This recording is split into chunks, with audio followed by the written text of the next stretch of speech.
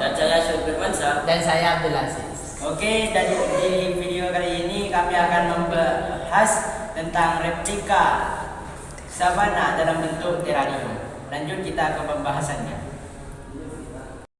Oke, sabana merupakan sebuah hamparan padang rumput yang didominasikan semak pendu. Dan sabana juga terdapat pohon dan beberapa jenis pohon yang menyebar secara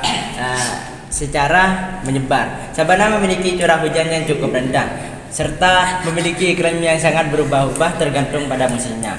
Iklim pada sabana tidak cukup kering untuk dikatakan gurun dan tidak cukup basah untuk dikatakan hujan. Sabana umumnya terbentuk di antara daerah subtropis dan tropis karena rendahnya intensitas curah hujan. Sabana terluas di dunia terdapat di Afrika dan Australia. Di Indonesia, sabana dapat kita temukan di wilayah Sulawesi Tengah dan Nusa Tenggara Barat dan Nusa Tenggara Timur. Ekosistem sabana memiliki karakteristik khusus yang membedakannya dengan ekosistem yang lain. Karakteristik sabana adalah sebagai berikut.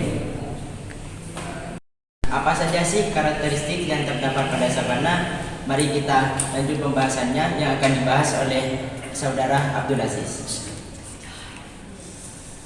Karakteristik ekosistem sabana adalah berada di antara daerah beriklim tropis dan subtropis. Curah hujan rendah dan karakteristik ekosistem sabana adalah berada di antara daerah beriklim tropis dan subtropis. Curah hujan rendah dan iklim tidak teratur. Curah hujan pada sabana hanya 90 sampai 150 cm atau tahun. Memiliki dua musim, yaitu musim kering dan musim basah. Bersuhu panas sepanjang tahun. Apakah ciri-ciri savana? Kita langsung ke pembahasannya yang akan dibahas oleh Syukur Firmansyah.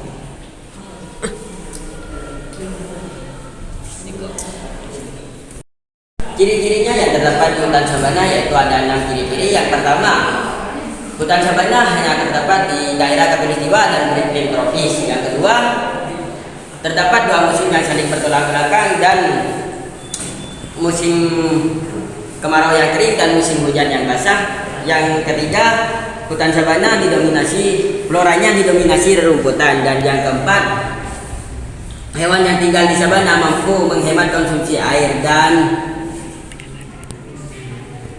suhu udaranya cenderung panas sepanjang tahun. Memiliki resapan air atau bisa disebut dengan porositas dan pengairan atau bisa disebut dengan dryness yang cukup baik. Dan hutan sabana mampu berubah menjadi berbagai bentuk. Dalam hutan sabana terdapat keberagaman flora dan fauna yang akan dijelaskan oleh Miftahul Rahman.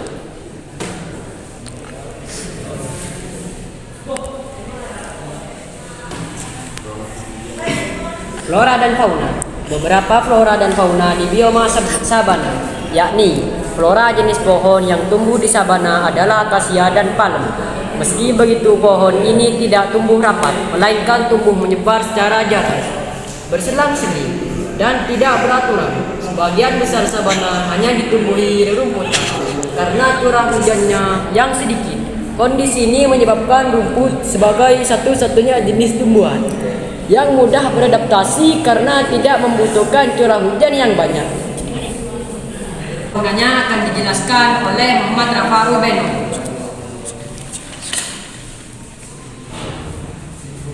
Fauna-fauna yang mampu bertahan hidup di alam sabana merupakan fauna yang memiliki ciri khas tertentu. Biasanya, fauna tersebut memiliki daya tahan untuk hidup di padang rumput sabana yang kering. Di antaranya terdapat beberapa hewan antara lain seperti wildebeest, anjing liar, kuda nil, badak, jerapah, dan masih banyak hewan lainnya. Seperti yang kita lihat saat ini, terdapat jerapah. Jerapah merupakan hewan yang mampu bertahan hidup di alam sabana karena hewan ini berhasil beradaptasi tanpa adanya curah hujan yang tinggi.